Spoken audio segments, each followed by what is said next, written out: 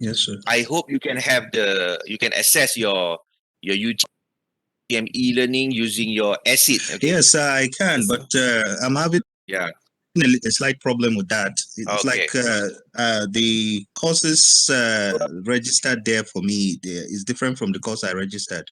Okay. So it's okay. You need to contact the School of Civil Postgraduate Office. Okay. Uh, let them know your problem. They will do their best to rectify. Uh, Okay. Thank you very So much, sir. I really appreciate okay. it. Okay. Can you see my shared screen now? Sorry, Yes, sir.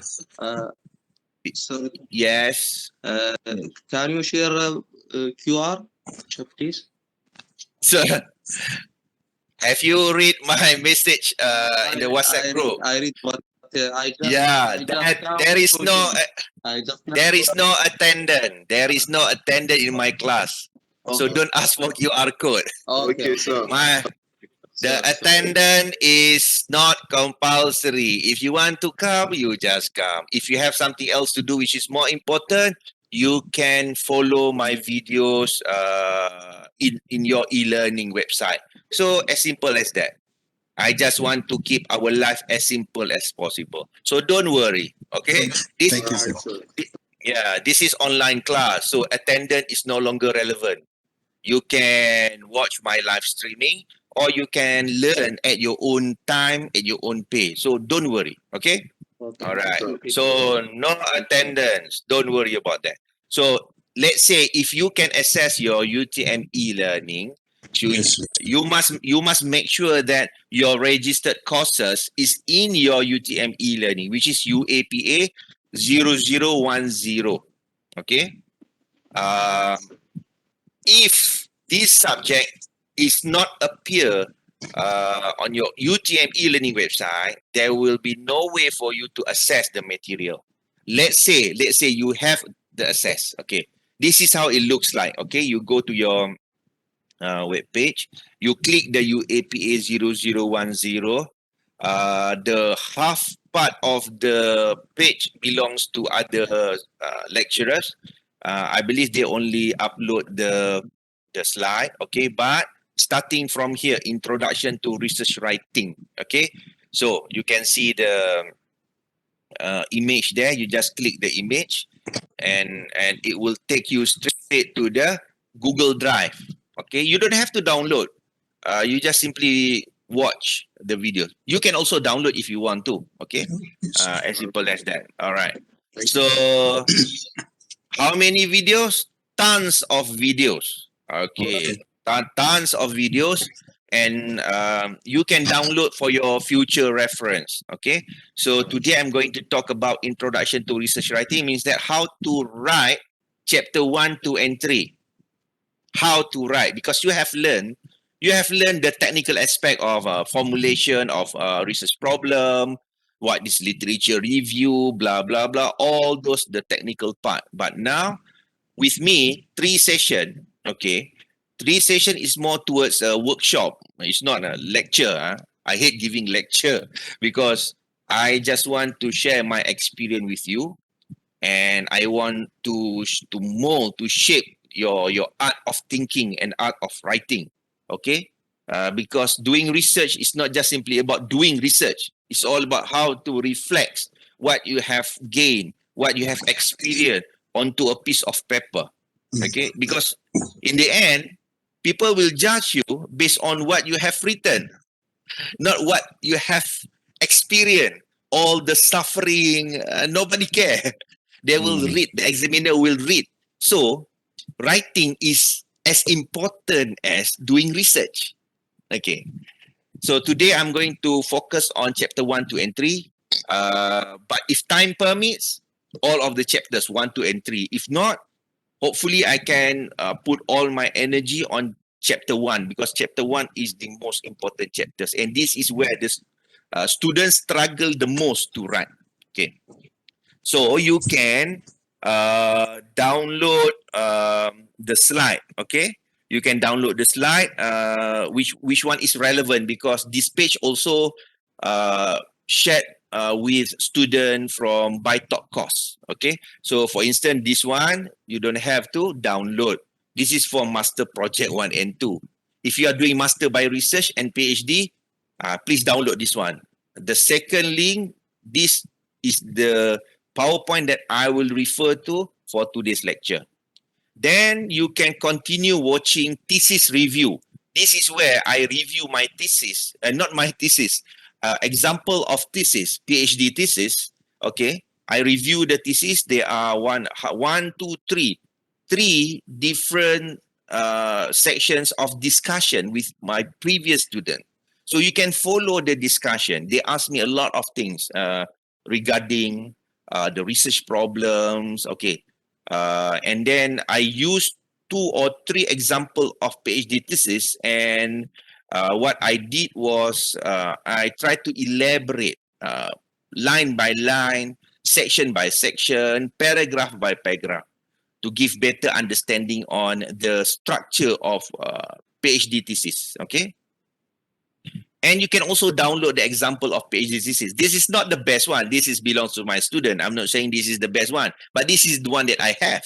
So I share with you so that when you watch the videos, you have the copy of the thesis. Okay. Then data analysis. Actually, I skipped this part. Okay, but I have uploaded 2 links to the YouTube videos as well as the slide. Data collection and analysis, I skip this part because it's quite impossible for me to cover every single area related to data analysis, since all of you have different background of research areas. Different research areas require different technique of analysis. Okay, it's impossible to make everybody's happy. Okay, so this part I have uploaded a simple PowerPoint slide, not simple one. It's a 80 slide. Okay, you can read. Okay, then I have uploaded discussion, a consultation session. 1, 2, 3, 4. Okay, 1, 2, 3, 4 videos. This session was conducted with my previous student. I asked them to share with me and the rest their topics, and also the part that they struggle the most. Then what I did, I give my opinion. The what we call consultation process. This will be our 3rd session. Today's session, we are going to talk about how to write chapter 1, 2, and 3. The second session, I think next week, we are going to talk about new topic. I will introduce new topic, which is very important. I call it journal indexing. Journal indexing, okay? No videos yet because this topic, I have decided to introduce this topic this semester, okay? So later, I will upload the videos after the end of the session with you next week. That will be our second session. But the 3rd session, no more lecture. The 3rd session for 3 hours, we're going to discuss about your topics. Okay, you have to tell me any part of your research that is the super problematic. Okay, the hurdle that you hate the most related to your topics. So we will discuss. It's a 2-way communication. Okay. So you can watch these 4 videos related to that consultation process. And I have also uploaded 2 videos related to presentations for your Viva. Okay, this presentation, the discussion on the presentation slide was based on my PhD student slide. Okay, so there are 2 videos here. You can also download 3 example of presentation slide for your Viva, MPhil, and PhD. Okay, so you can see that tons of videos and files that can be downloaded. Fully utilized. Please fully utilize all the information. Journal indexing, I will deliver this new topic, okay, by next week. But you can download now the PowerPoint slide. What is journal indexing? I will be talking about Scopus versus Web of Science paper. Science Citation Index. What is SCI? What is H index? Because you need to know all these terms, okay? This will be a new topic that I will introduce starting from this semester. Hence, no video yet. Okay. And then I have also uploaded additional material, how to design your research from other lecturers over the world, and also example of journal paper for students who uh, currently doing research related to project management and also risk assessment. Any questions so far? Any question? No, doctor, no. No, All right. no questions. No No question. questions. Okay, so now you have all the information. All right. So let me go back to our slide. Okay. Can you see my slide now? Yes, sir. Yes, sir. Okay. Very good. But before that, let me record this. Record. Okay. Done. Okay, Assalamualaikum warahmatullahi wabarakatuh again. Very good morning. So today I'm going to talk about how to write your proposal. Your proposal actually represented by your first three chapters, 1, 2, and 3. Okay, for PhD, you have 2 presentation. Am I right? Before you go to your final oral examination, which is your viva. Okay, so if I'm not mistaken, for PhD student, you have to present on your second semester. Am I right? Your second semester, Yes, right? doctor, yes, yes. And on the Yes. and on the fourth semester. Do you know what's the difference between the first and second presentation? No, sir. Yes, sir. Okay. The first presentation, I'm talking from examiner's perspective, okay? Because the way you prepare the report will be quite different for the first and the second presentation. On the second semester, what we want to see, the report, you need to write a report. The format is quite similar to technical journal papers, okay? You need to write a report. This report actually is translated from your first 3 chapters. Normally, you will produce 3 chapters, chapter 1, 2, and 3, submit to your supervisors.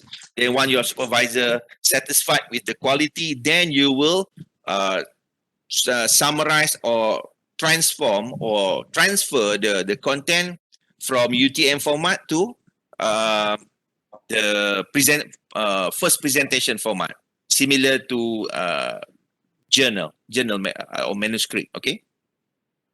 The first presentation, our expectation is just to see your proposal. Okay. We want to see whether your research is based on valid research problem. If it's not valid, then you will be asked to do the representation, the presentation one again in the next semester. Okay, so when you want to write the report, we don't want to see any results. We don't want to see any discussion on the results because you are on your second semester. It's not compulsory. What we want to see is your argument, your critical thinking, your systematic efforts to identify the gap, not just simply identify the gap, elaborate and justify the gap. We want to see the evidence. We want you to convince us during the first presentation, whatever that motivate you to do the research is valid. Okay, clear? Yes, sir. Yes, yes. So means that your first technical report doesn't have to be accompanied with tons of results. No, it's not necessary. We want to see a super solid literature review, a super solid argument, a super solid debate and discussion. Okay, so you have to make the examiners, the panels happy that there is a problem and the problem need a solution, and if the solution is not there, there will be the end of the world. That's it. That's how you need to write your report. Means that I have found the problem and the problem need for a solution. If I don't solve this problem, it's the Armageddon. As simple as that. Yes. Yeah.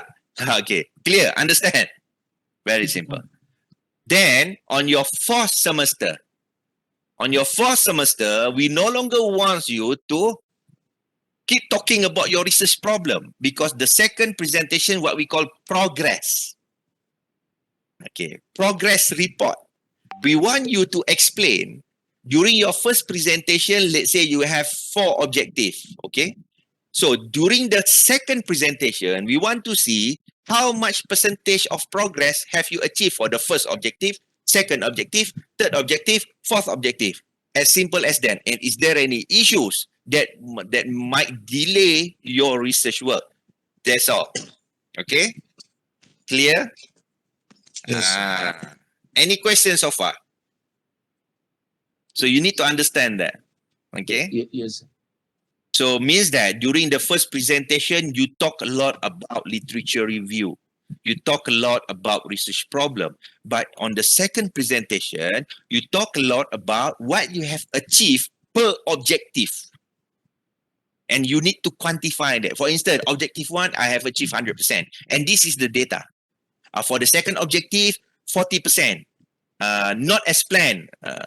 I supposed to reach 60% by this point of time, but due to some problem, you have to be very honest. Yeah, something like that. Okay, clear? Yes, sir. All right. That's very good, Let's- sir. Okay, so but for master by research, you only have one presentation, which is the proposal defense. There is no progress report because normally master by research only require 4 semesters. So you will defend your proposed topics on the second semester. Sorry. May I know how many of you are currently doing master by research? Anyone here? Nope. How many? So all of you are currently doing PhD. Yes, sir. Yes, Okay. sir. All right. Sure? No master by research? Okay. Siapa? Ada? Najwa. Najwa. Yes. Najwa buat master by research? Yeah, master by Okay. Okay. So, at the end of the study, for you to graduate, to be awarded with master by research or PhD, okay, you need to produce a thesis. And this thesis will be examined by 2 panels, one internal, one external. Okay? And then you need to answer question during the viva before you can be awarded with PhD or master by research. Okay. So when you write your thesis, okay, your intention is to disseminate the knowledge. Okay. To disseminate the knowledge. Okay. And this is the only premise you have to demonstrate how much you understand of what things that had happened in the past, during the past 3 years. Okay. And why do we need to know that? Because we want to judge you based on how systematic, how systematic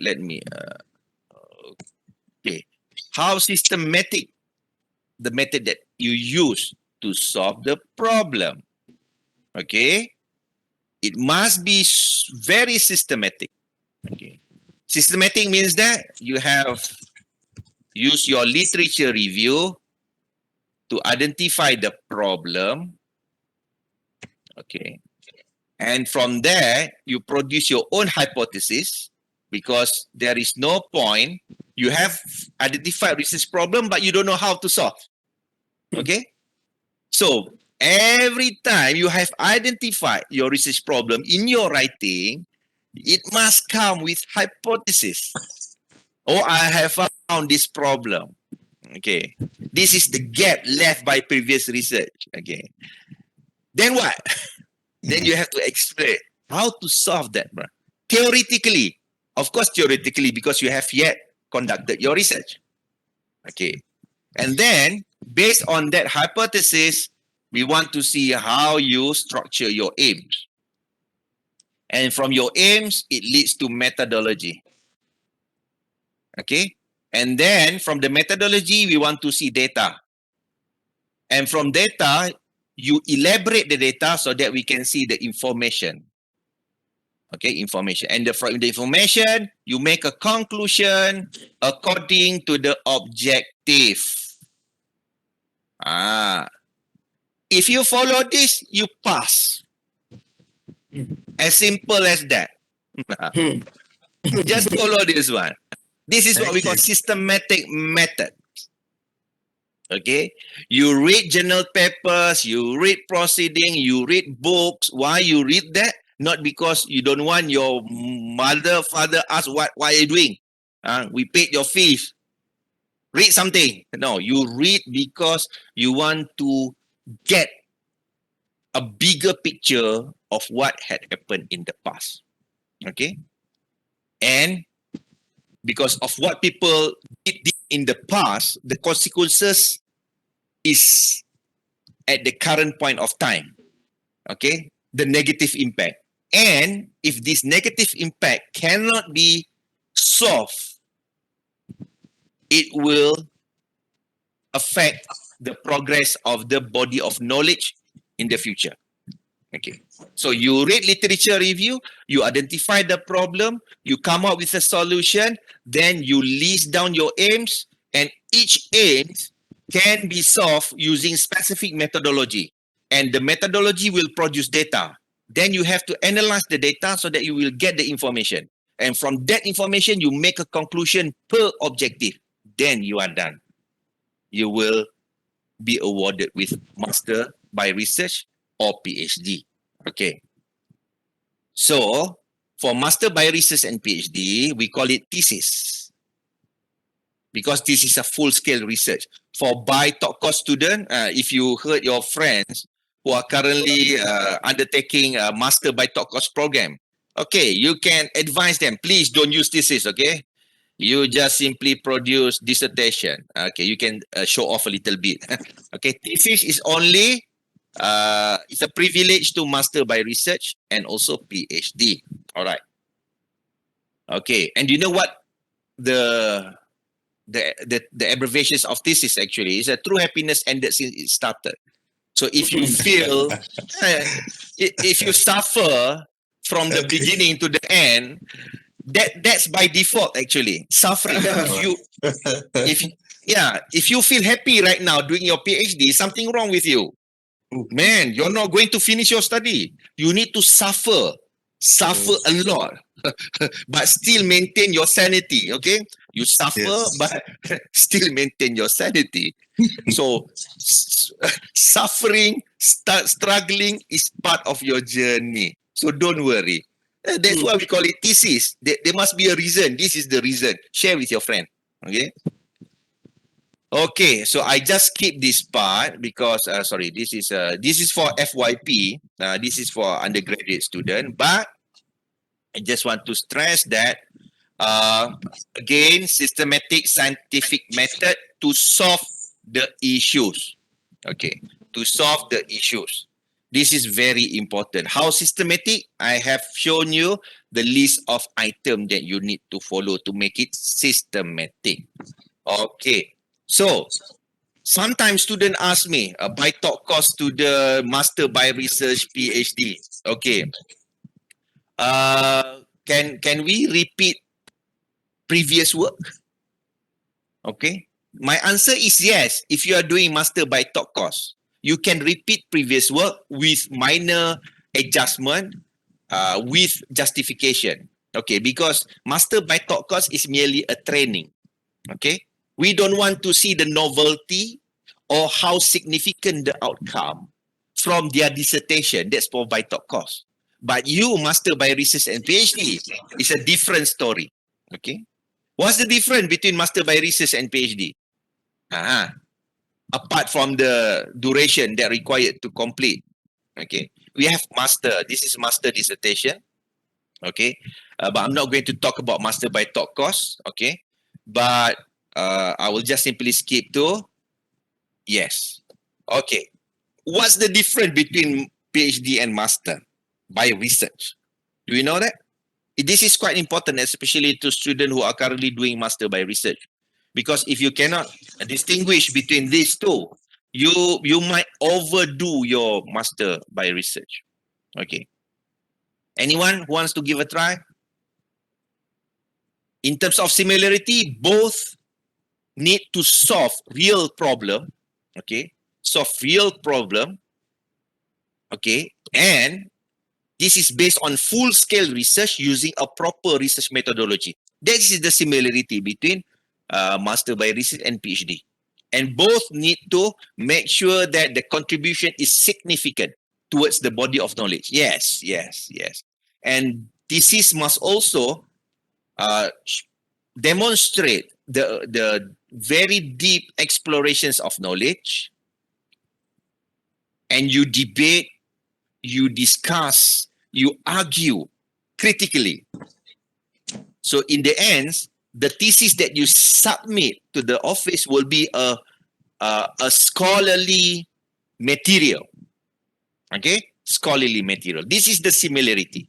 But what's the difference? This is you. When I said literature review is not Google. Don't Google everything. Okay? So, what's the difference between master by research and PhD? If you ask me, PhD are required to demonstrate the originality, the novelty. Okay, means that when you want to solve the problems, whatever outcomes from your research is super significant that it will push the existing boundary of knowledge to a new horizon. Okay, it push the boundary of knowledge because you have created new knowledge, and the creation of this knowledge is original, novel. Okay, that is PhD. So what is about master by research? Master by research, novelty or originality is not necessary. It's not necessary. What we want to see, the outcome from this research is super significant. It doesn't have to change the boundary of the knowledge. Means that the boundary of the knowledge remain the same, but you have managed to enrich the knowledge, the existing knowledge. For instance, you understand that the temperature for bacteria to grow is between 20 to 50 degrees. But comes your research, yeah, it's 20 to 50 degrees, but it also affected by other factors such as the pH. Okay, so means that you are still talking the same thing, but you add more knowledge. It's the same knowledge, the existing knowledge. Enrichment. Okay, that's the differences. So if you are currently doing master by research, don't worry too much on the originality. Okay, you need to make sure the outcome is super significant and the outcome managed to enrich the existing state of knowledge. But for PhD, if you just simply enriching the knowledge, the state, the current state of the knowledge, but fail to create new boundary, then you will not be awarded with PhD. The originality is very important. Okay, but how original is original? Based on my experience, I think 5 years ago, there was one student, okay? He was doing research on concrete material. So during first presentation, he was defending his proposal. He said he wants to use 2 different type of waste material as a cement replacement. Okay. And he was very confident. I asked him, what is the originality of your research? What is the novelty?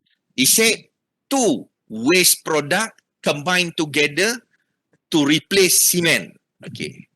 Then I said, no. Of course, it sounds like novelty, but can you justify why you need 2? And his answer, I still remember until now. He said, because previous research used 1, so I used 2. So maybe next research means that I respond. So means that after this, your friend can use 3 different material and the friend of your friends will use 4 different set of material. That is not the way you create the originality. You have to explain why previous research, when they use one type of waste material, that effort leaves some gaps. And these gaps, if not filled by your research, will stop the progress of the research in that same area to the future. He didn't manage to do that. He didn't manage to explain. He was purely adding to material just to create the novelty. You cannot create the novelty. Because he said nobody used 2 material. Yes, but what's the reason apart from you want to be unique? Who said that you need 2 material? Okay, do you understand that? Do not create originality. Do not create. Many students tends to create the originality. Okay, you need to find answer to your question. Okay, so if you create the originality, the novelty, you will struggle to find the answer. Okay, so any questions so far? That's the Sir. difference between, yes. Please come again on your last statement when you say do not create originality. Yes, create originality. Yeah, similar to my previous experience with this particular student. He wants to Yes, use sir. 2 material, 2 waste material to replace the concrete, but he cannot justify why do we need 2. This will add more cost, and there is no scientific evidence before he conduct the research saying that by having 2 waste material will improve the strength. There is no scientific evidence. He just simply want to have 2 so that his research looks unique. So do not create that uniqueness. Okay? You need to find the real problem. Find the real problem, not create the problem. Is that okay? Okay, yes, sir. Yes, sir. Okay. Yes, sir.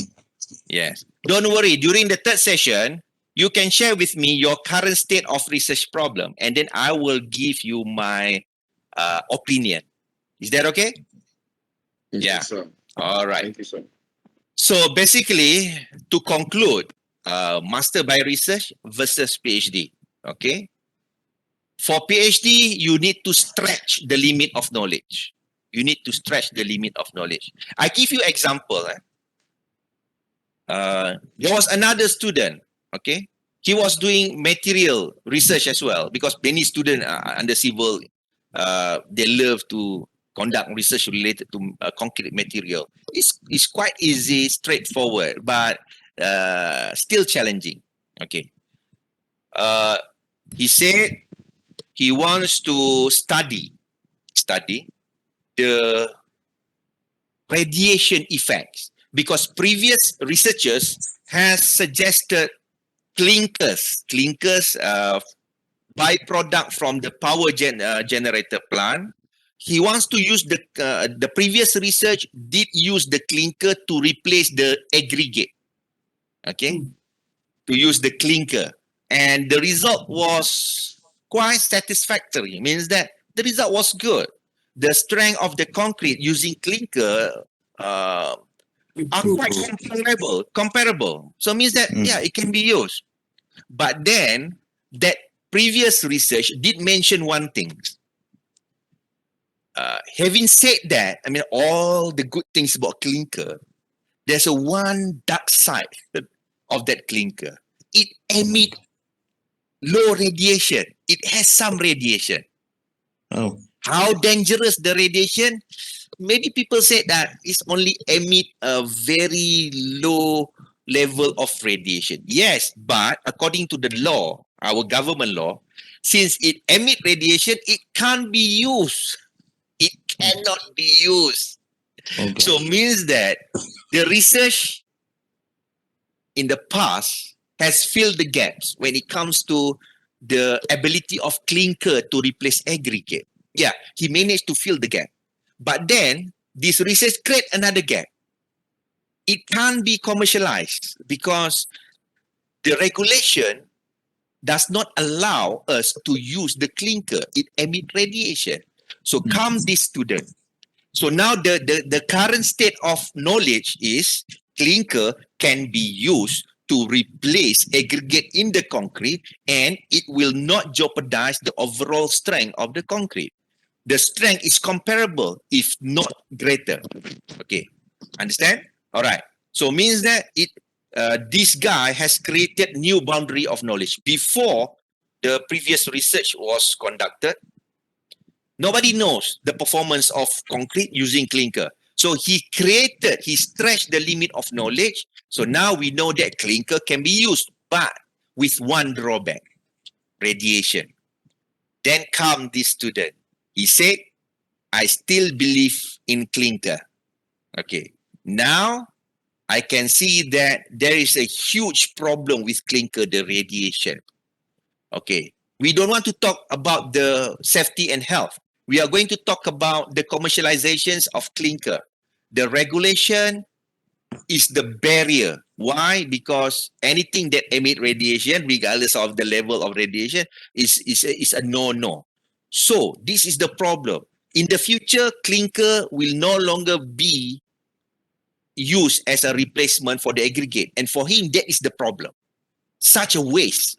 Such a waste. So what he did, he proposed the use of living bacteria, because he found that there are a number of species of bacteria that can neutralize the radiation, low radiation. So he did his research and he found that he managed to neutralize, not completely neutralize, but reduce the radiation by 80%. He created a new boundary of knowledge. See, because why I said it's a new knowledge, it's a bioconcrete radiation. Before he conducted his research, the maximum level of knowledge is what? Green concrete with clinker. Now he created a new level or boundary of knowledge, bioconcrete, using clinker incorporating bacteria. See, that is the thing you need to prove to the examiners. I have created knowledge, and the new knowledge actually is super significant. Why significant? Because now people can use clinker. Now you can go to the government, the policymaker, and tell them, yes, it emits radiation, but my research proved that bacteria can reduce, can minimize. You can see that. Aha. So more knowledge is therefore interpreted and created. So this is the process you need to stick to when you want to identify the problem. You have to ask yourself, just because simply you found a problem, it doesn't mean that problem needs a solution. Okay? Sometimes students confuse, oh, I found a problem, but maybe that nobody care to solve. Nobody ever care about that problem. Means that nobody wants the solution except you. So if you still carry with your research, your outcome will not be considered as significant. Clear? Any questions so far on that? No, it's quite clear, sir. Yeah, so make sure your PhD is not about the level of complexity of your PhD. We are not judging how complex your thesis are. Okay. I have experience with one of the student, I think from Nigeria as well.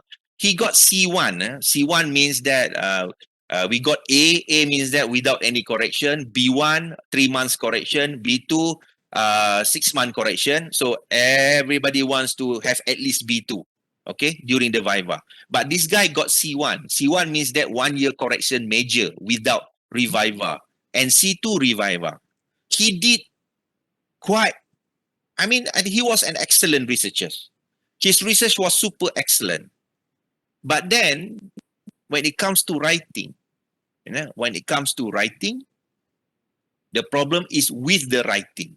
Because he did too many things in the past 3 years. Okay, too many results, but each result does not related to each other. Okay, does not related to each other. Means that he used different methodology just to answer the same question. So what's the point? You have one question to ask. You need data to answer one question. So you use different methodology. Why? Because he said he thought that the more complex your research, the better it is. No, the answer is not. The answer is not. Okay. We are not going to judge. He wants to impress the examiner by having a super complex methodology. No, it's a no. Okay. So he has to rework. But luckily, after 1 year, we have accepted his correction and he passed. Now he's a lecturer in one of the local, government-funded university in Nigeria. So again, don't get confused, okay, by the say that the more complex, the better. Okay, be careful with that. All right. But I'm not saying that you should keep it as simple as possible. Okay, it's very hard to judge how complex your thesis is. But if you think that the data is more than sufficient, don't add another layer of methodology just because you want to impress the examiners. Maybe you thought that the more data you have, the better. No, if whatever data you have can already answer the first objective, that's it. Okay, move to the next set. All right, so what else? Okay, stretch the knowledge, creating more knowledge. That's it. Okay. All right. You know who is this guy? Mr. Bean. Yeah. Yeah, Mr. yeah. Yeah, he got PhD in electrical engineering from Cambridge. Okay. So now, when you submit your thesis or even your proposal, what we want to see, okay, acceptable level of research effort. Okay. And we want to see rigorous analysis of the data, especially at PhD level. Okay. So I don't want the student just simply rely too much on the quantity of data. Instead, what we want you to do is you need to explore the data from different sides, from different perspectives, because we want you to discuss, to debate, to argue. Don't just simply say that, okay, I have the data, I plot y against x. So when y increased, x increased, and you stop that. That is not analysis. That is data summary. Do not summarize the data. You have to explain, yes, y increase, when x increase, y increase. Does this in line with the previous research? If it's in line, how comparable? If it's not in line, why? You need to explain. You need to elaborate. Okay. My previous experience, 40% of the PhD student during their progress report, second presentation, most of them tends to summarize the data. If you have data, it doesn't guarantee you flying color results. Okay. Data is just a data, numbers, figures. What we want to see, your say on that data. What the data tells you and what you can share with the examiner. That is what is more important. So choose wisely the technique to analyze your data. Okay. All right. What else we want to see? Okay, now we are going to talk about your pre-project. Okay, your pre-project. So basically, in the process of developing your project one, so not project one, the proposal for your first presentation. So you have to focus on the research question, the research method, research initiative from the literature review, how you will validate and your result, and how your project will contribute to the research activities. Okay. This is how you will look like after 3 years spending your time in your room writing your thesis. Okay, today I'm going to talk about chapter 1, 2, and 3. So normally when you present, you need to include the time frame. Okay, this is during the first presentation and second presentation as well. During the first presentation, you need to show your time plan. Okay, the timeline of your plan research, how you're going to finish your research within 3 years. And during the second presentation, you go back to the same chart, but this time you need to show the comparison between the plan and the actual. Okay, remember that. All right, for the second presentation. Okay, so I will be focusing on chapter 1 via this live streaming. So chapter 1 is very important because this is the soul of your research, soul of your writing. This is your brain. Okay. Sorry. Yes, this is the brain. This is your muscle. Okay. In your thesis. So if soul is corrupted, there is no point for us examiner to read the next chapters. So do not spoil the mood of examiners. That's why chapter 1 is super important to give good first impression. Okay. If you ask me, majority of you overdo your chapter 1. This is your first mistake. When you write chapter 1, normally you will end up more than 10 pages. So what's the problem with 10 pages or more than that of chapter 1? The examiners will be, how to say this? It's like they are surrounded with too many information. Up to that level, they can no longer identify why you want to do this research. Too many information. That's why chapter 1, normally I ask my student, my PhD student, 5 to 6 or 5 to 7 pages only. Keep it simple. No figures, no tables, okay? Just simply your say. You don't have to explain in detail why, but you need to show that you have direction. You have direction because you have identified problem. Okay? You have the problem and you have the solution. You know how to solve this. And because of that, you have list down all the aims so that your thesis can produce an outcome that will enrich the current state of the knowledge as well as creating new boundary or new horizons of knowledge. That's all. But if you want to explain more in detail, you have chapter 2. So when you write chapter 1, do not forget you have chapter 2.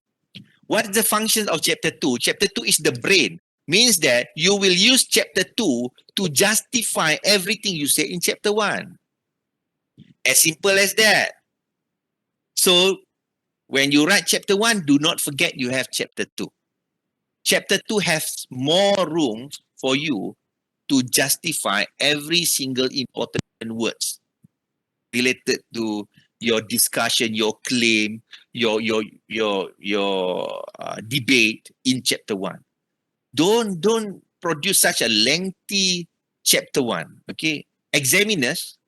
Okay, I have 15 years experience as examiner. We hate when we read such a lengthy writing of chapter 1.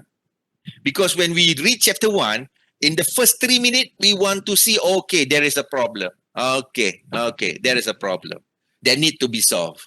And if we do not allow the student to solve the problem, it will be the end of the world. That's all. The first 3 minutes.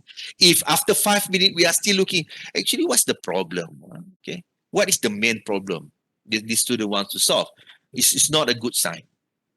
You will not be nicely treated during your first presentation. Okay, clear? All right.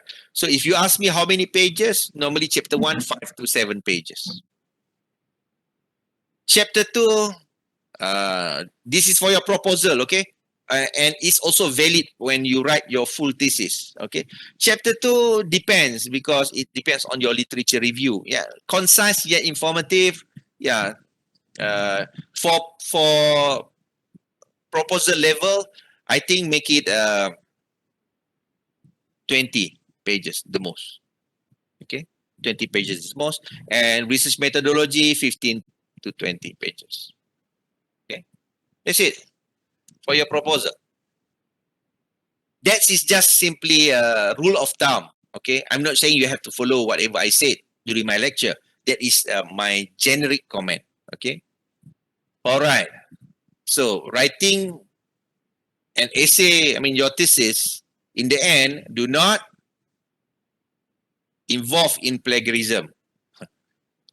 What is the maximum percentage of similarity index that we can accept before you can be allowed to submit your thesis, UTM? Do you know how much? Means that before you submit your thesis for Viva, you have to prove that your thesis has similarity index lower than the maximum set by UTM. Do you know how much the maximum level? Similarity index. You need to use the Turnitin software to check your thesis. If it's more than what it is required, then you are not allowed to submit your thesis. Do you know how much? Similarity index overall? Don't know? 20%. Yes. 20%. Yes. We only allow 20% of similarity between your contents, including titles. That 20% is purposely set so that it can compensate any similarity due to generic sentences, uh, references, for instance. Okay? So 20% is more than enough. So if you cannot meet this 20%, then you will not be allowed to submit your thesis. All right. So be careful. Okay. In the end, when you write your thesis, it's all about what do you want to say, not what others people has said, and then you just simply copy and paste. Okay. Okay. So I just skip abstract. It's not important. Okay. Right. This is you. First week. Yeah, you love your supervisors, and after week 14, you hate him so much. Okay, chapter 1. All right. How many of you have written chapter 1? How many? No? I'm currently working on that, sir. So what do you think? Is it easy? Not too easy, sir. Not too easy.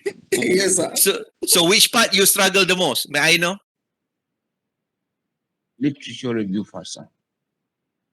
Which part do you think you struggle the most? The introduction, the background, the problem, the Problem, scope? sir. The problem. Problem formulation. Everybody struggle. Problem formulation. Okay. So, you have to understand chapter 1, you need to define the direction and limitation of your research work. Okay. Clearly define that. Do not overdo your chapter 1, my advice. Okay.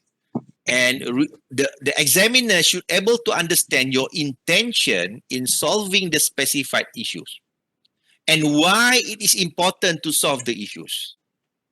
It means when you want to write your background and research problem, this is my advice based on my 15 years experience. First, you have to explain to people previous research. You have to blame them. Okay, they were the sinners. You know, they did whatever they did in the past, not enough, not sufficient. Okay, in the past, not sufficient, and because of that gap left by previous research in the past, and you also have the answer why they didn't cover that part in the past. Because of that, it has affected the current state of your research area. Okay, I repeat again. In your writing, you must make sure the examiners understand that someone in the past did a number of research and they did not cover a certain part of the research. Okay, some gap was left by previous research in the past, and because of that, it has affected the current state of the research area. That's why you are here. Okay, You must explain because that guy didn't do this. See, it's not efficient. See, whatever we have is not efficient. Okay. Then, because it's whatever you have the problem with current state, this will become much bigger problem in the future. So in your writing, it's all about past, current, future. Okay. In the past, they did not cover a certain area that give problem to the current timeline. And if there is no solution or no effort put on the table, the future, there will be no more progress. This is what you need to prove in your chapter 1. Okay, I give you example. We go back to the clinker with the bacteria. Okay, so what happened in the past? In the past, previous research has wisely proposed the clinkers, but do they deserve the Nobel Prize? You said yes, but you blame them for just simply stopping at the utilizations of clinkers. Because when they introduced clinkers, they did not focus or put more efforts on the radiation. Okay. Therefore, currently, clinkers has not yet been commercialized. Currently, has not yet been commercialized because of previous research did not cover the radiation.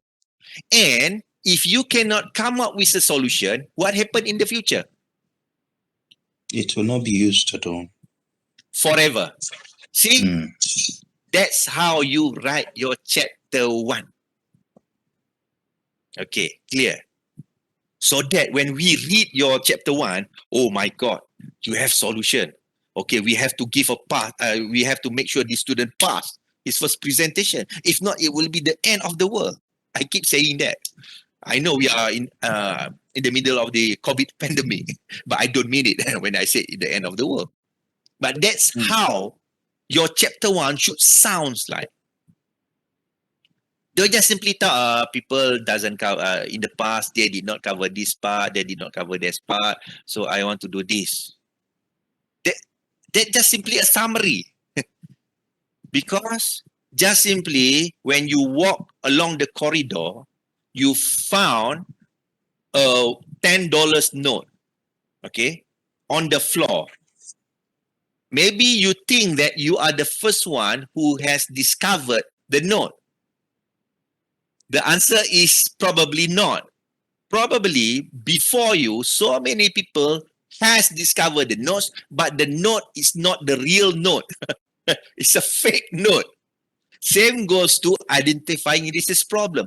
Just because you have identified the research problem, it doesn't mean you are the first one.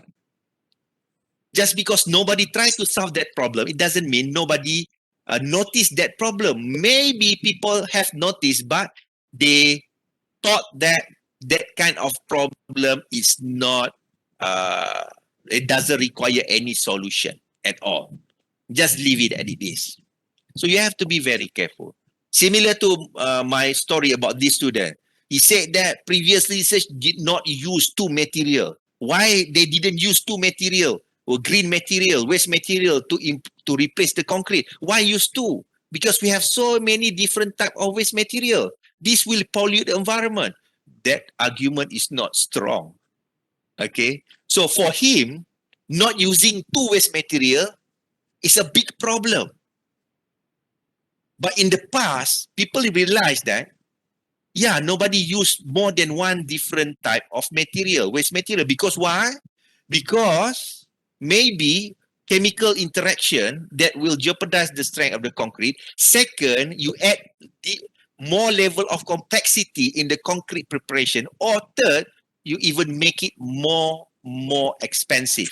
See, the problem that we don't need to solve. What's the problem? Not using two waste material to replace concrete. So you have to be very careful. Okay? Any questions so far? Yes, sir. Yeah. All right. Good. On the issue of when you asked us what level have we started with, whether it's chapter 1, Okay.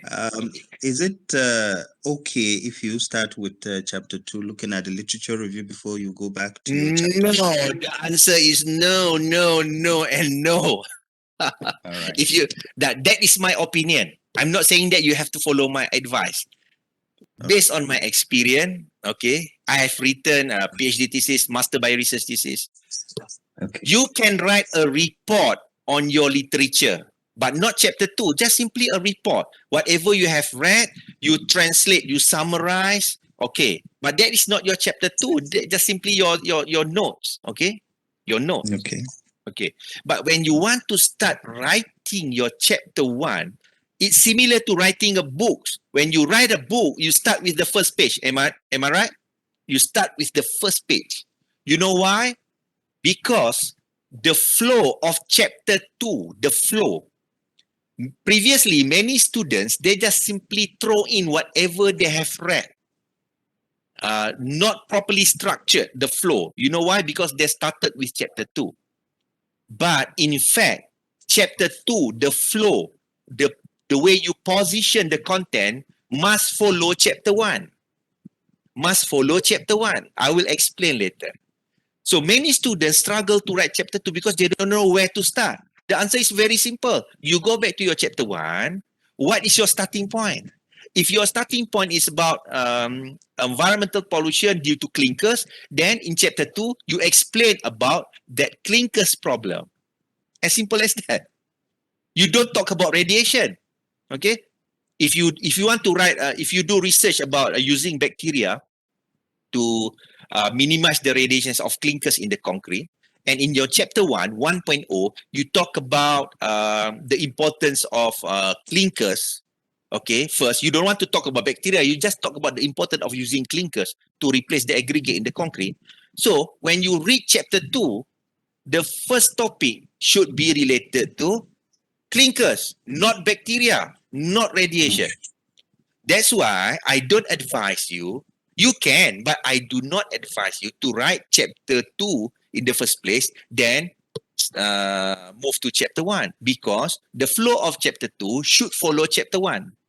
That's why you need to come up with a very solid chapter 1 so that it can predefine the flow of your chapter 2, chapter 3, so on and so forth.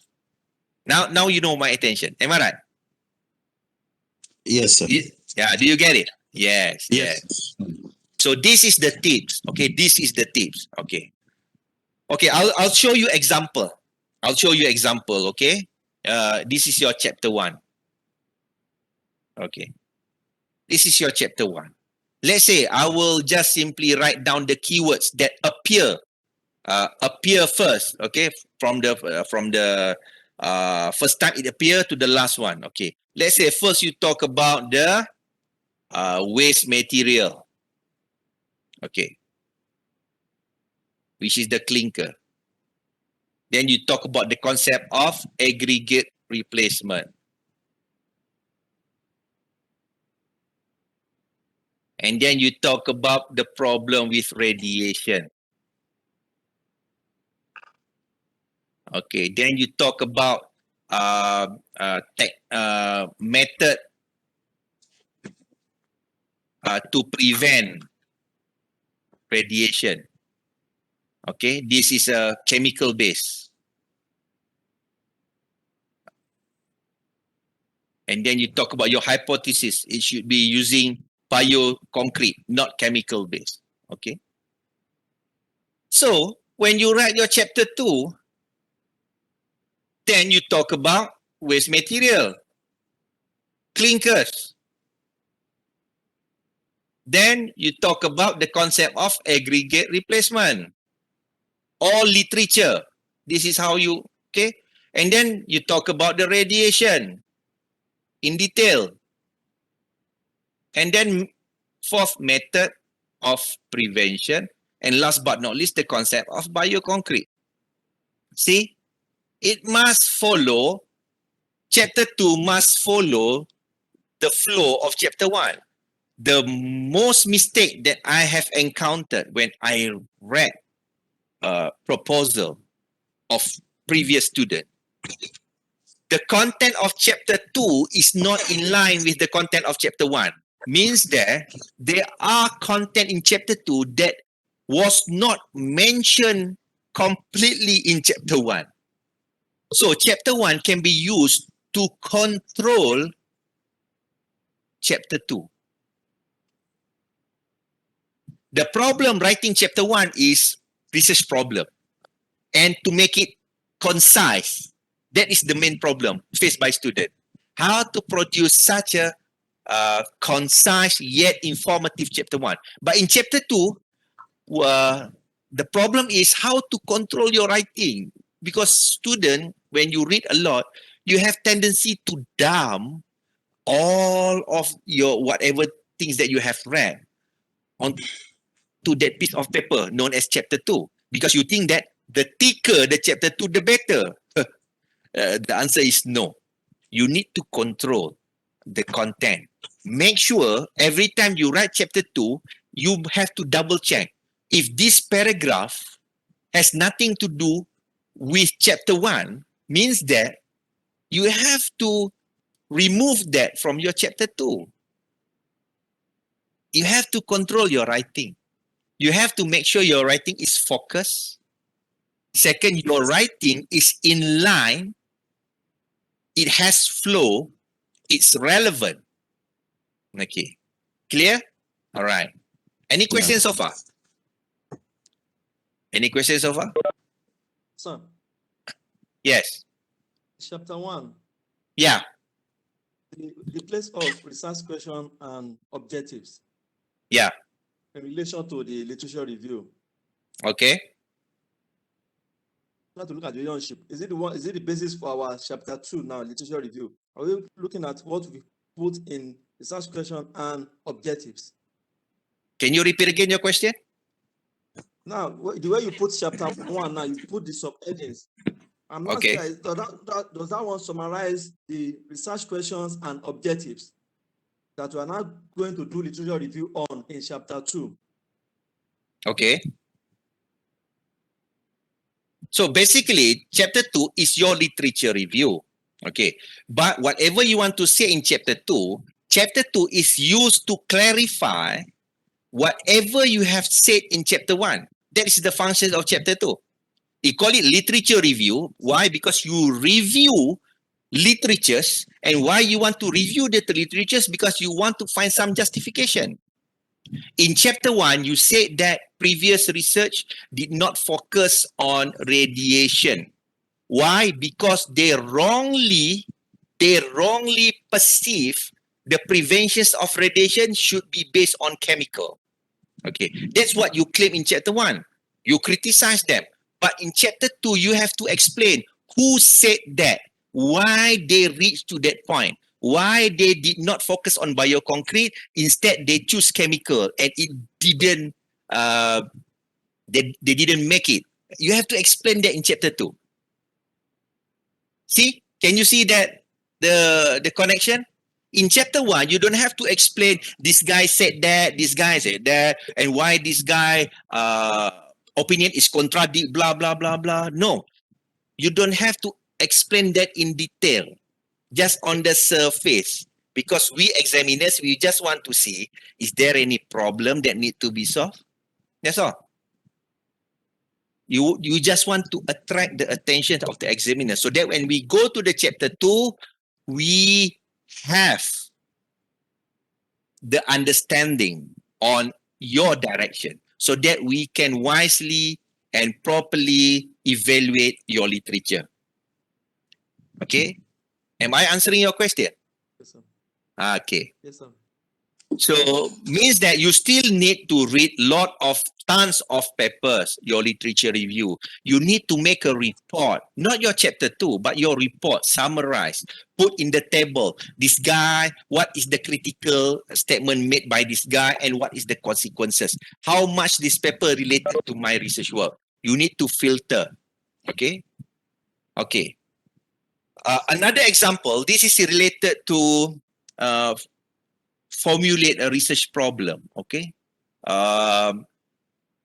I think 12 years ago, my first PhD student. Okay. She wants to develop soil corrosion model, a mathematical equation that can predict the corrosion rate just by knowing the certain parameters related to soil content and also soil properties. Okay. So she wants to develop soil corrosion model. This is her intention. And I asked her, where is your literature reviews?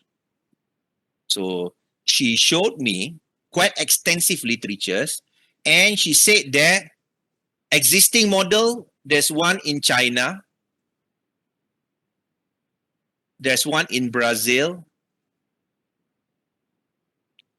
there's one in Canada.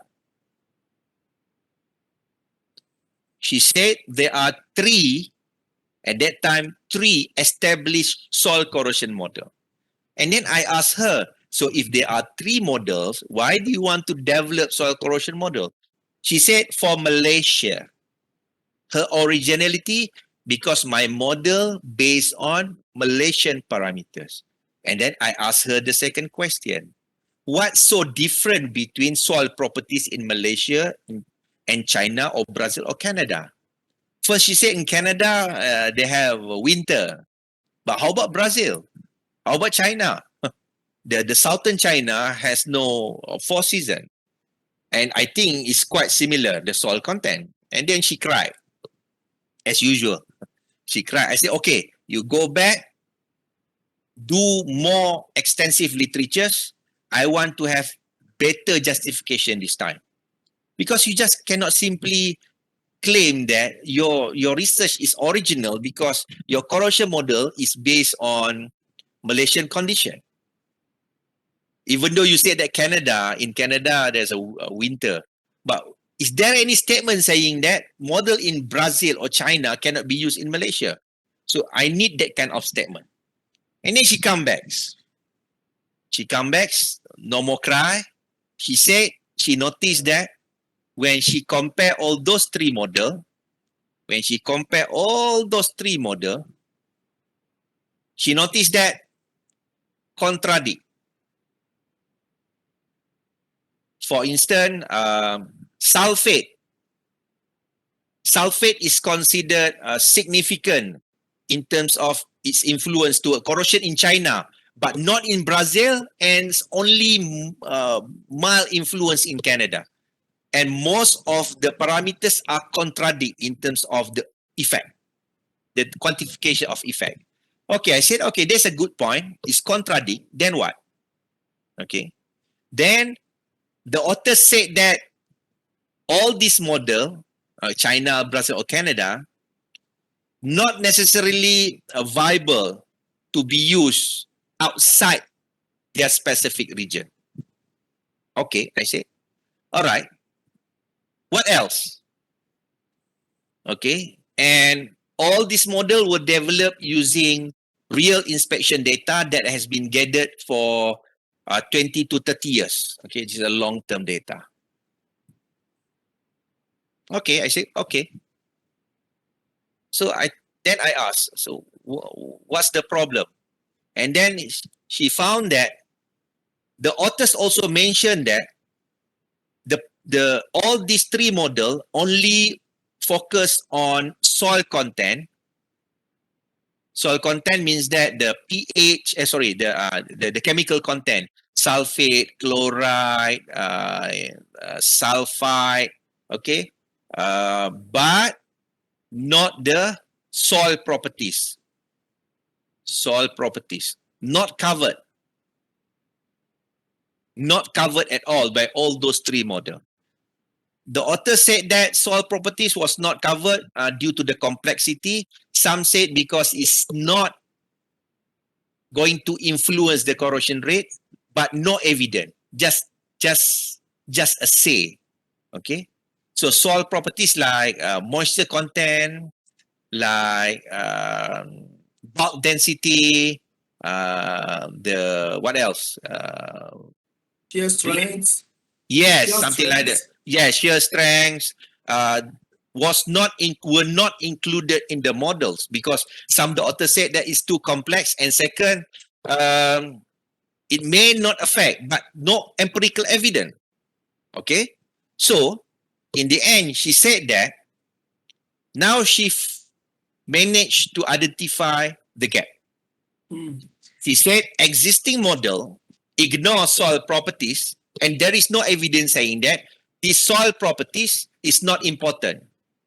And because of the ignorance of soil properties, that leads to the contradictions of the result from each model. Okay. And at the same time, all this research, these three models cannot be replicated because in Malaysia, we don't have long-term data. So means that we need to find a way to produce a short-term data but can be used for long-term projection. Okay. So she passed her PhD. See? Yeah. So she cried first, then she still cried all the time doing research. So this is the process. This is the process to identify the gap. Then when you want to write in your chapter 1, you have to make sure you explain, yes, people have done in the past, people have done that, they claim learning thing, but all the model are contradict. Even the authors advise not to use this model outside the region. Okay. And to develop the model, they need 20 to 30 years of inspection data. Not many countries has that kind of data. Okay. So if you don't have the data, how to develop the model? So that's why she comes out, the novelty of her research. First, she developed a method to produce the data, and then she produced a model that incorporate soil content and properties.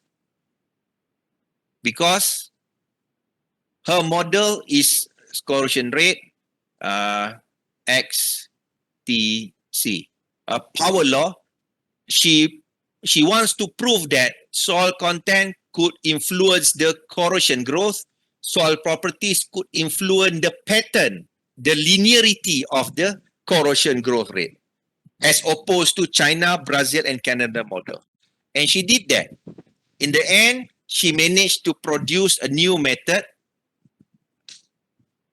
to produce a short-term data that able to predict the long-term growth. And second, she managed to prove that soil properties indeed has some influence on the, yes. And also she managed to prove that Malaysian model close to which model? Is it China, Brazil, and Canada? Well, actually, it's quite close to Brazil. Yeah. Yeah.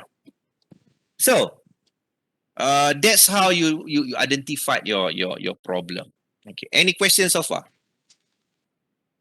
Any question for your chapter 1? Yes, sir. If not, I will go deep. What does it mean deep? Deep means that 1.0 introduction, how to write introduction. And then we have 1.1 is background. This is how I ask my student to write. It doesn't mean you have to follow completely. You still need to comply with your supervisor. Okay, different supervisor has different way of writing. The way that I show you here is something quite general. It's quite general and based on rule of thumb. Okay, background. I prefer my student not to mix up introduction and background or background and problem statement. I prefer them to split the section so that they can easily identify the link. Okay, if they just simply combine, most of the time they will end up with such a lengthy section whereby when you read the background and problem statement, you fail to identify. I mean, the reader failed to identify what is actually the gap that you want to fill. 1.2 is the problem statement. Okay, problem statement. And 1.3 is the aims and objective. 1.4 is the scope. This is for your proposal, not your full thesis. And 1.5 is the expected finding. If you write your full thesis, 1.5 will be your, this is expected finding. 1.5 will be your significant contribution. Okay. All right. So normally intro, how many paragraph?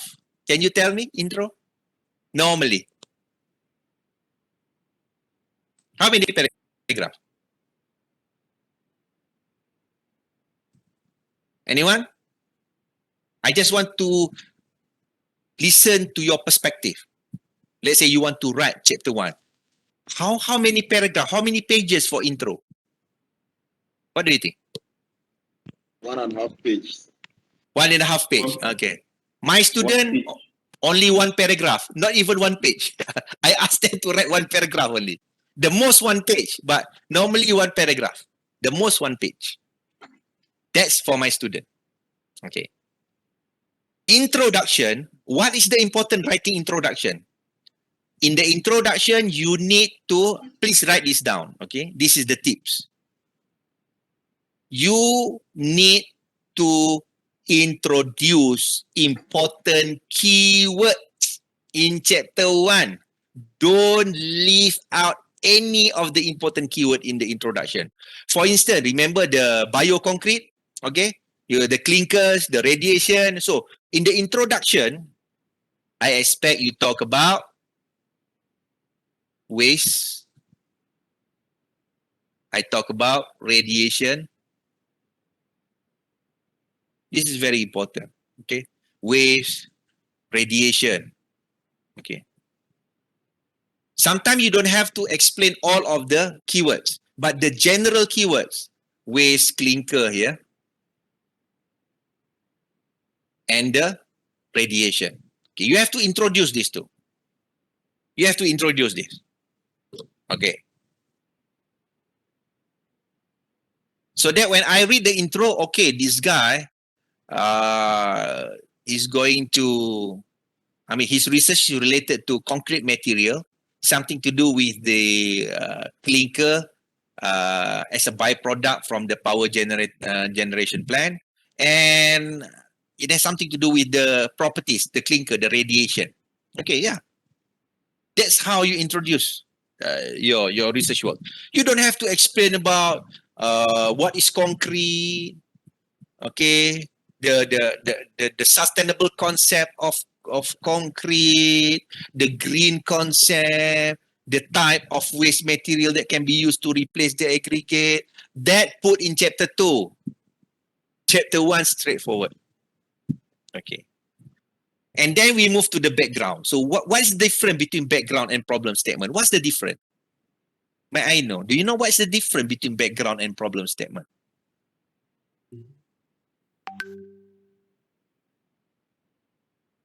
Anyone? Do you want to try? To give a try? Basically, background is a storytelling process. Storytelling process, remember, you have to explain what happened in the past, then leads to the current state of the body of the knowledge and what is the impact to the future. Okay? Where it begins, the storytelling process. So it means that you have to revisit your keywords. So in the background, you talk about the struggle to replace aggregate. Then you manage to solve this by using clinkers. But then there are some issues regarding the composition, regarding the optimum, but yet it has been solved. So now it has been optimized. Okay. But to date, it's not yet commercialized. It's not yet commercialized. Why it's not yet commercialized? Then you have to explain. There are problems related to that, including radiation. Not strictly radiation, but whatever problem that keep the clinker out of industry reach. For instance, it's too expensive, the regulations due to radiation, the limited resources. Okay. So in the end, you say that because of all these problems, future applications of clinkers as part of the waste material to produce green concrete is not feasible. Okay, the future is bleak, for instance. Okay, that is the background. You talk about the past that lead to the current state and what will happen to the future. You give the whole background. Then when it comes to problem statement, in the problem statement, it's no longer a storytelling process. Background can be 2 pages or 1 page. Okay, but problem statement, you need to focus on problem statement. So how to write problem statement? Okay, how to write problem statement? Normally problem statement, 1 paragraph or 2 paragraph. 2 paragraph maybe because you have 2 gaps that you want to fill is related to each other. But normally just simply 1 paragraph contains of your blaming, your criticism, your gap identification, then your hypothesis. Problem statement must be accompanied with hypothesis. Okay. So in your problem statement, you no longer talk about once upon a time, blah, blah, blah, blah, blah. No. That is 1.1 background. Problem statement, you just simply criticize. For instance, I give you an example based on this concrete. 1.2, okay? This is how you write, okay? All of those aforementioned problem that has been identified as the barrier, what sort of barriers and deter the progress of clinkers as green material. Radiation has been the real culprit. Okay. Due to the regulations by Malaysian government, any material that emit radiation cannot be used, blah, blah, blah, blah. Okay. But that is not the problem. That is the first criticism. The problem getting worse because previous research did not put much effort to counter this problem. Even the previous effort was not based on the right perspective because they're only focusing on the use of additional chemical content. This add more alien product in the concrete, make it more expensive with less effective result. Okay. You just simply criticize. By saying that, people understand the concept. Okay, radiation, people has not yet managed to find the solution. There was a solution, but not effective chemical base. Okay. Then you continue. Apart from chemical, there is another solution that has not yet been explored, which is the bacteria. There are a number of bacteria species that has been scientifically proven can minimize the radiation. But lack of efforts to study this bacteria species when incorporated in the concrete, blah, blah. That's your hypothesis. That's all. That is how you write your problem statement. You focus on the radiation. Then you create your aims and objective. Any questions so far? Any questions so far regarding the background and problem statement? I will give you another example after this, okay? So we go back to introduction 1.0. Make sure it should be at the level that make it easy to understand. That's why you don't need 3 pages of introduction. Capture readers' interest and introduce the keywords. You must introduce the keywords. The clinker should be there. If you write 1.0 background, 1.0 introduction, you just talk about waste material, but there is no such a word reflect to clinkers. That is not right. Okay, because I cannot understand. Okay, there are so many type of waste material that can be used. So which one are you going to use? I want to know from the beginning in 1.0. So you need to introduce the clinkers. All right. This is you when you write your thesis or your proposal one day before you want to submit. Okay. So background of problem versus problem statement. This is 1.1 versus 1.2. Sometimes if your research has a very straightforward research problem, you can combine. But most of the time students struggle to write a research problem because they do not split the background and the problem statement into two sections. If you struggle to write, my advice, try to split. You tell a story from the beginning to the end, means that the past, the current, and the future. And then in the problem statement, you emphasize which area that you want to improve because there's a gap, there's a problem in there. Okay. Background of studies refers to the attempt to give your research work a history. That's why it's a storytelling process. This is 1.1, background of problem. You need to establish the evidence and issues. Okay. Many issues related to clinkers, not just simply radiation, other type of issues. So that when people read, oh, clinkers does have issues. That's why up till now and maybe in the future, it cannot be commercialized. Okay. And then it will become easier for you to determine where you want to go, the directions of your research. The background will put foundation. Okay. So it could be approached from the historical point of view. That's why I said 1.1 is a storytelling process. You must explain what happened in the past, facts and figures, and then state that the study needs to go forward. This is future with more fact and research on current happening. See, past, future, current state. Do that. Then you will be okay. So, the background of study section of your thesis should answer the following question. This is the background, not the problem statement. The context of your research. If you are talking about bioconcrete, it's all about bioconcrete or clinkers replacement for the aggregate. You don't talk about cement replacement. You don't talk about sand replacement. You just talk about aggregate replacement. Okay? Put into context.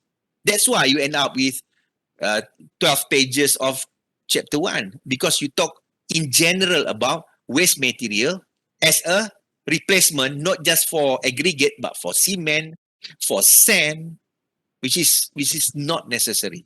Okay. How does it line up with the existing and previous literature? Okay.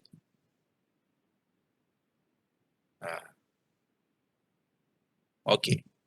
That is the background of problem. Okay.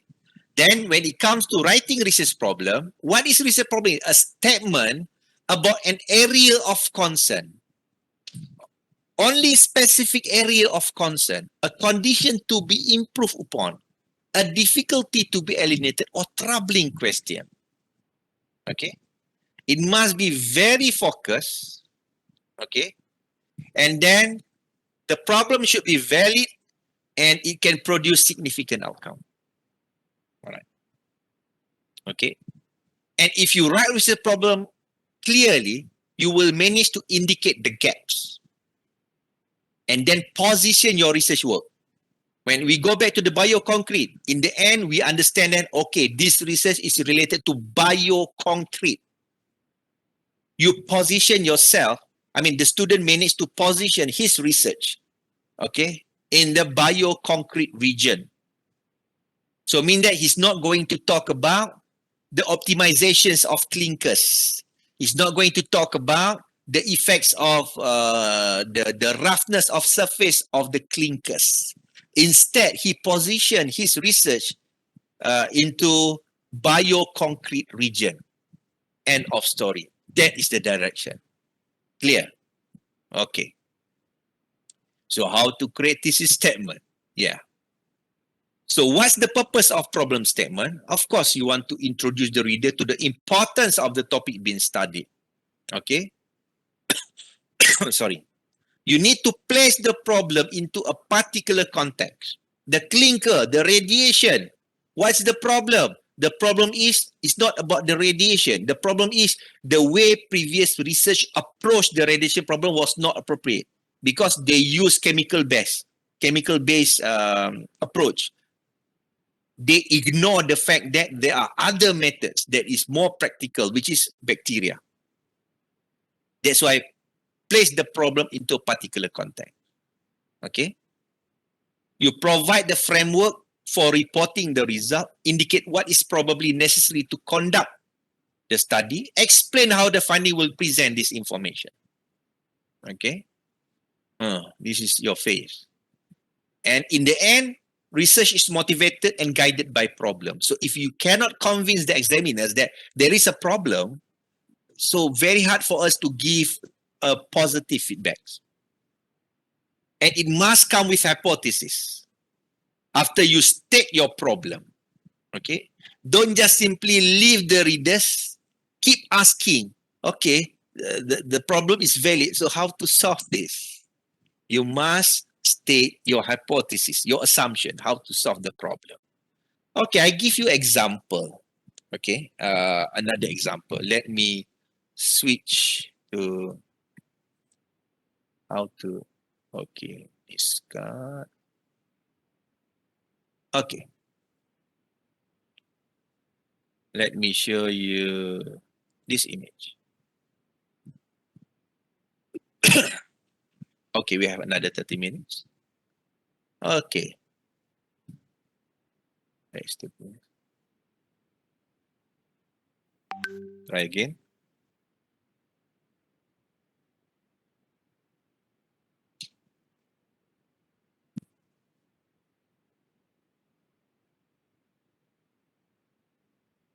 Where is the image?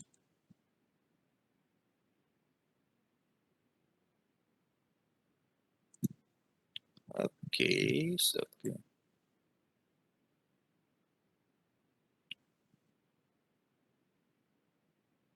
you see any image? Okay, okay. Can you see the image now? Another one.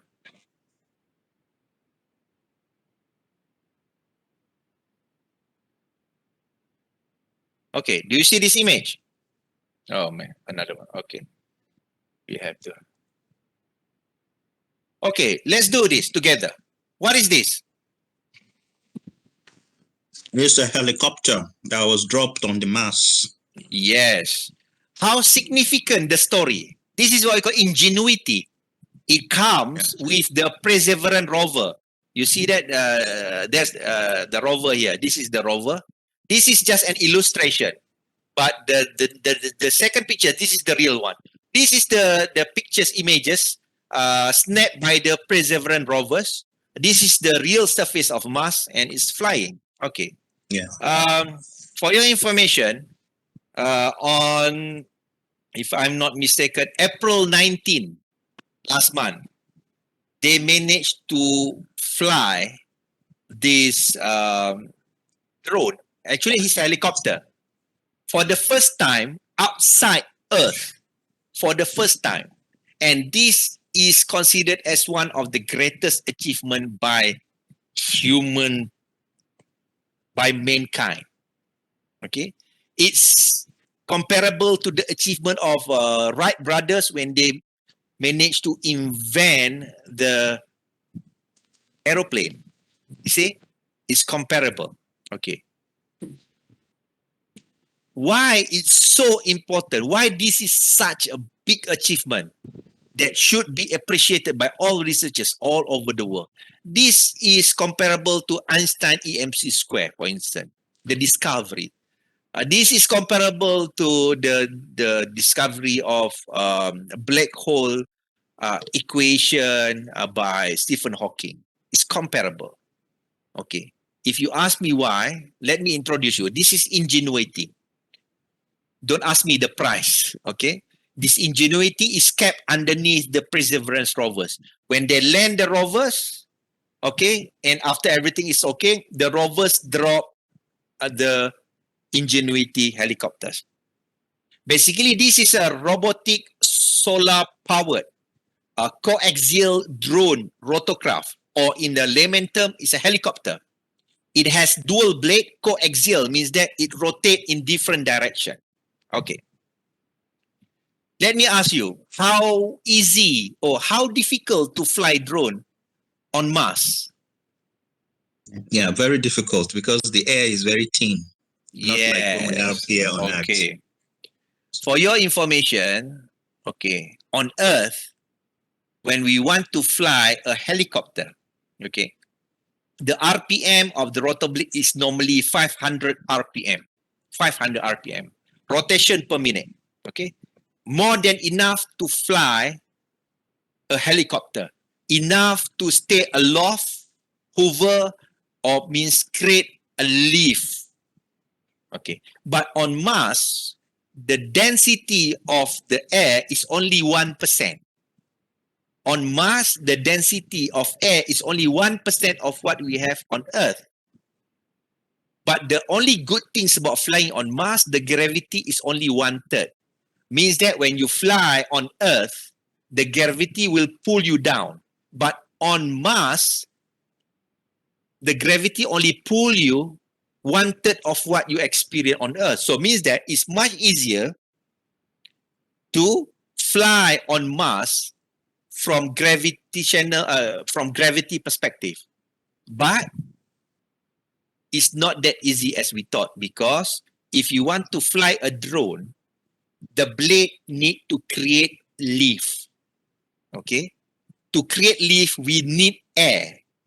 That's why helicopters, do you know what is the maximum height that helicopter can fly on Earth?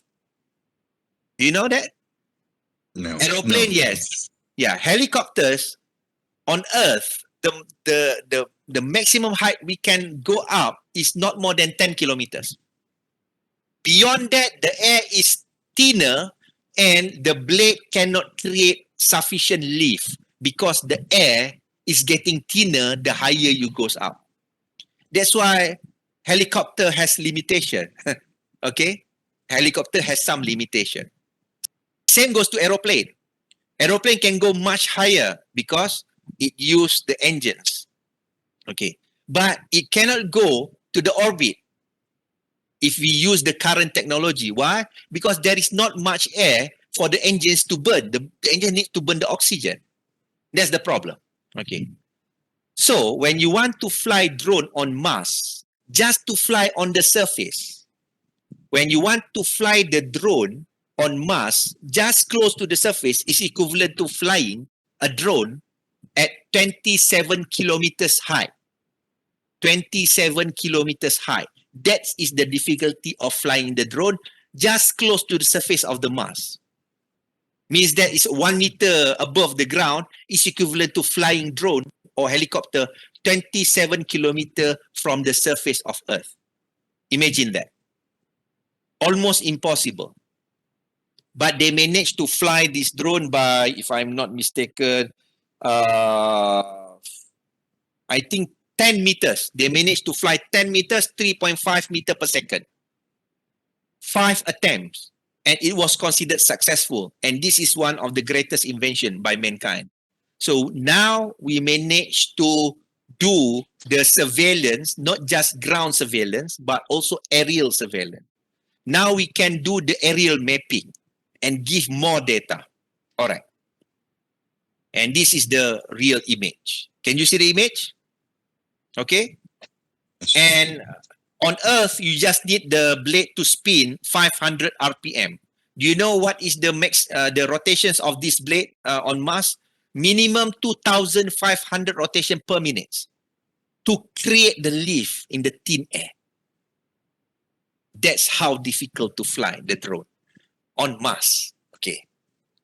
There are many other issues like temperature, super cold. We are talking about minus 40. Okay. And then the drone hit constantly by dust. Okay. Because it used solar panel. So the solar panel constantly covered by dust. Okay. What else? Radiations. So many things that can give problem. But NASA has successfully launched the drone. Okay, why I show you these pictures? Because I want us to discuss how to write a chapter 1 based on this thing. Okay, so if I want to write my chapter 1, Okay, in my chapter 1.0, sorry. Let's do this together. 1.0. Tell me how to write 1.0. What the things that you want to introduce? What is the main keyword you want to introduce? Based on my description. Give a try. Okay, let's say the density of the air. The density of the air. What else? RPM. What? RPM. RPM. Okay, what else? There is no wrong answer. Don't worry. No wrong answer. Don't worry. Give a try. Give a try. The blade rotation. Environmental conditions. Okay, give a try. The Keep blade it coming. rotation. Okay. Lifts. Okay. Okay. Climatic factors. Yes. Actually, most of the keywords that you have tried, too detailed.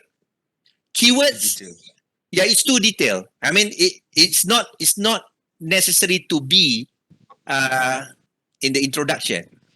The keyword should be mass. Just mass. Am I right? Drone.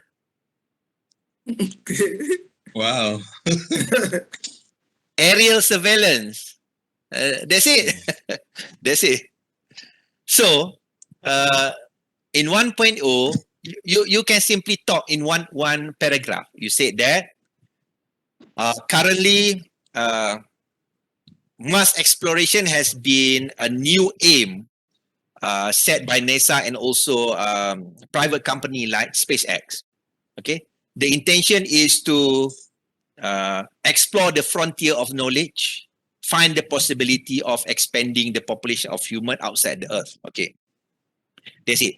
Okay, and the current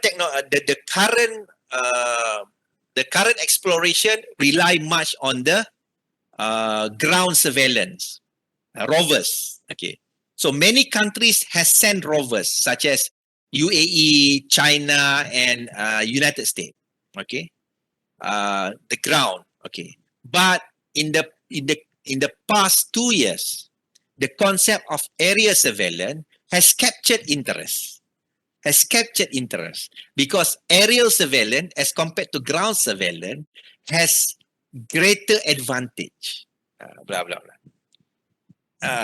And it can give a better perspective of the surface of Mars. That's all. That's all. You don't talk about the RPM. You don't talk about the limitation. You don't talk about the problem. You don't talk about the problem.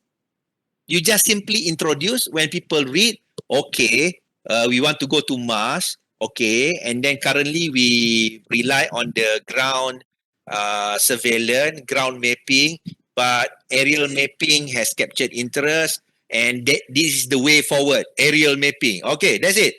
That's it. Don't give too much. Okay. Then you write 1.1, background of problem. So you have introduced the keyword. So what is the background of problem? You don't talk about, maybe you can start with, in 1969, NASA has managed to send a manned mission to moon, for instance. Nothing's always there, but that is too early. Okay, too early. The origin of the problem, we may start with Mars exploration. You may start that, kata, in the past 20 years,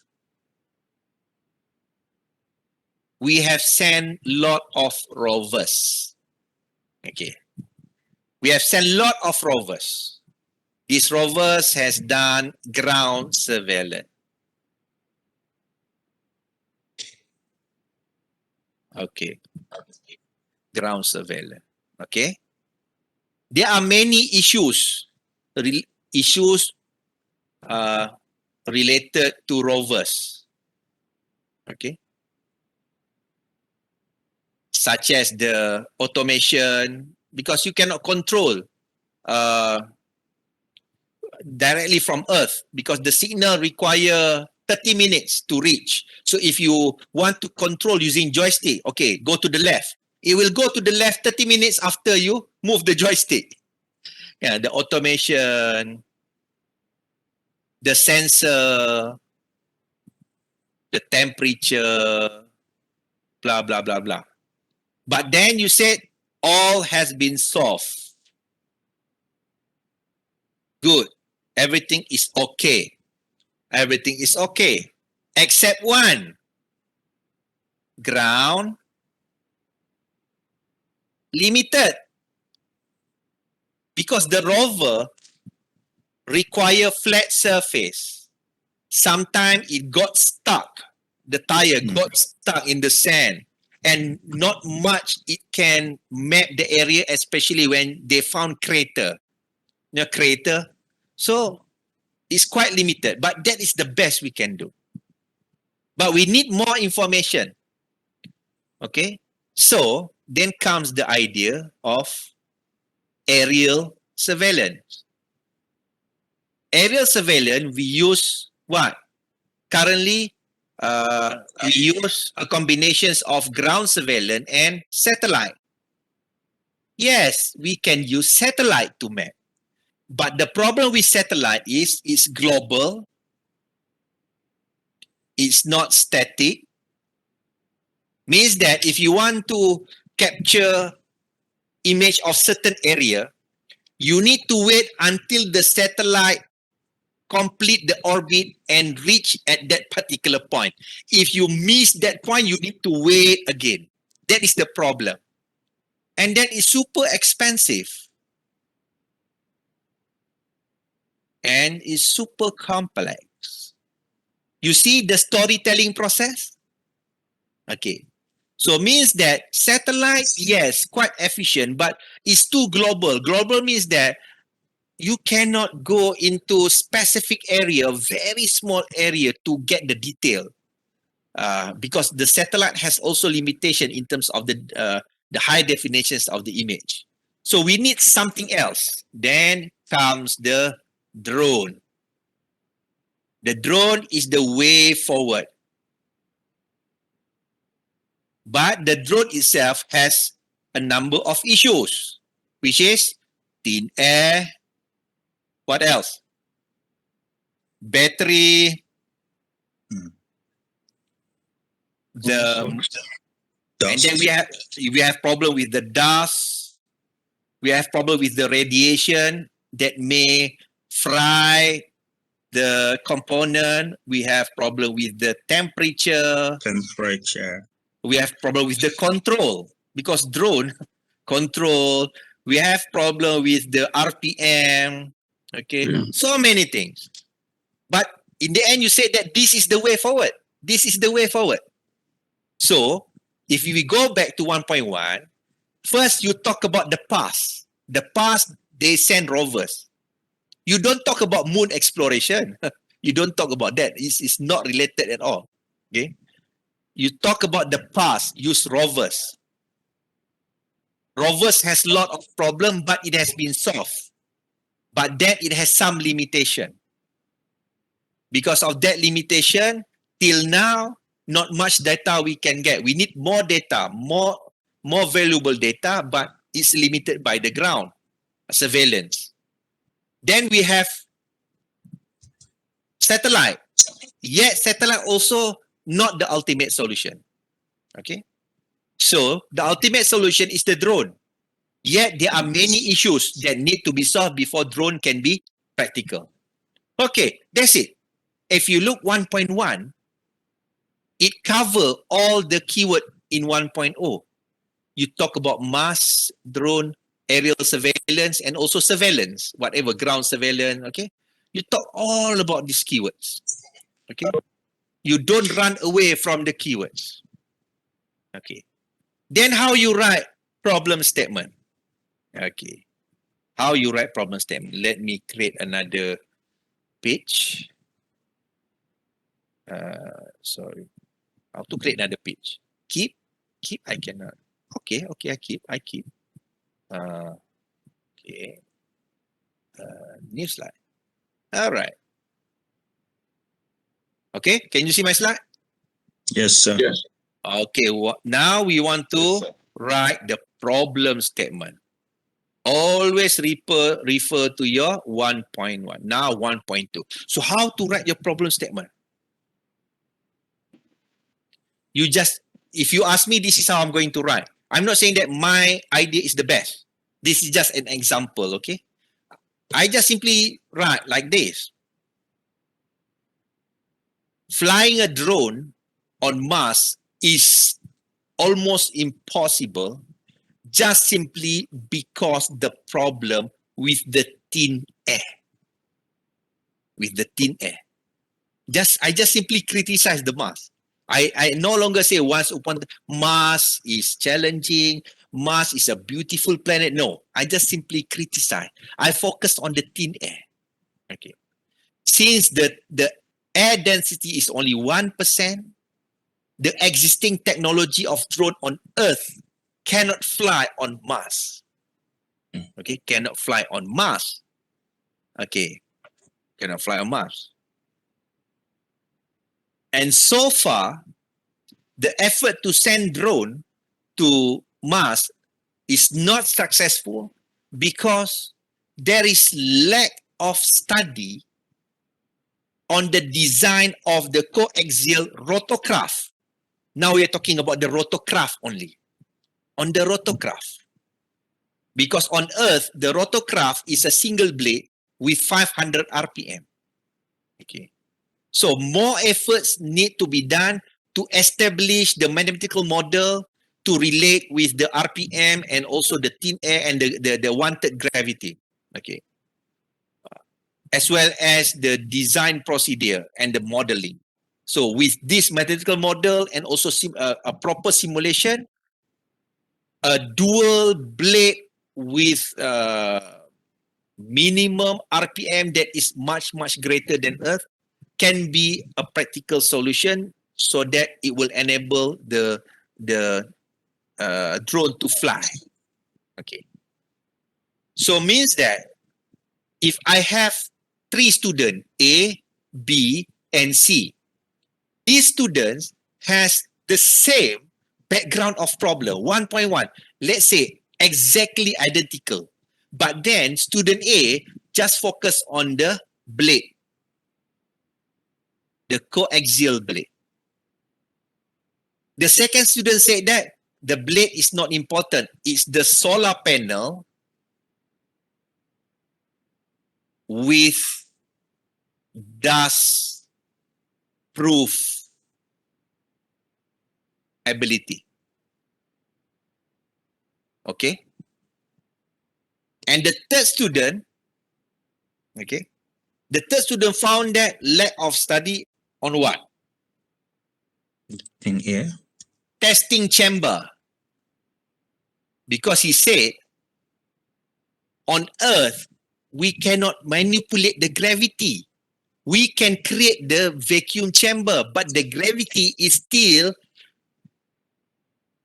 3 times more than Mars. So whatever simulation we do is not valid.